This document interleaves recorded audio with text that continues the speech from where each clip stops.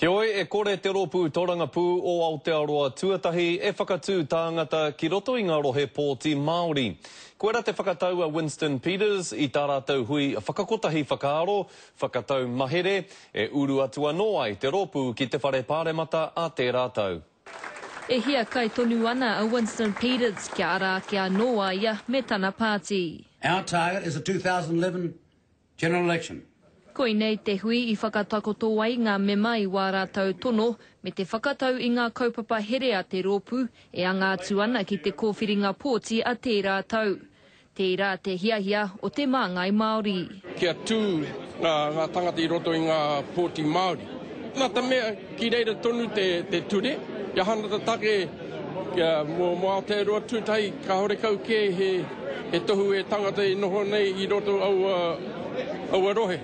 Engari he tono tēnei i whakakahoretia e ngā mema e te tūmua ki anō hoki. Because we've got a lot of Māori who will be standing in the general seats and standing on the list. And we've delivered more Māori to Parliament than any other political party. Hei tā Winston mā te whakatauira i ngā mahi kua tutuki nei e tōna pāti mō te iwi Māori i ngā tau ki muri. E tahuri mai rātou kia Aotearoa tuatahi. We can go to any marae and defend our record. Let our opponents try and defend theirs. I tae tu e tahi a mātou ki ngā hui Māori, kei ta haramai i a rātou ke hea koutou iai nei nau. Nā ta mea i hina i a mātou ki te tautoko i a koutou Aotearoa tūtai. Ia hai, e āhua a wangawanga i a rātou ki te pāti Māori. Engari e hara ma te waiwai tutuki, engari ma te upoko pakaru rānō. Take nothing for granted.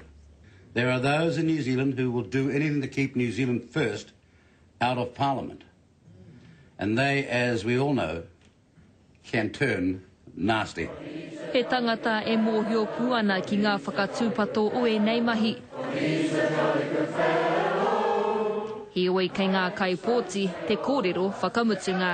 Irina Smith, Te Karere.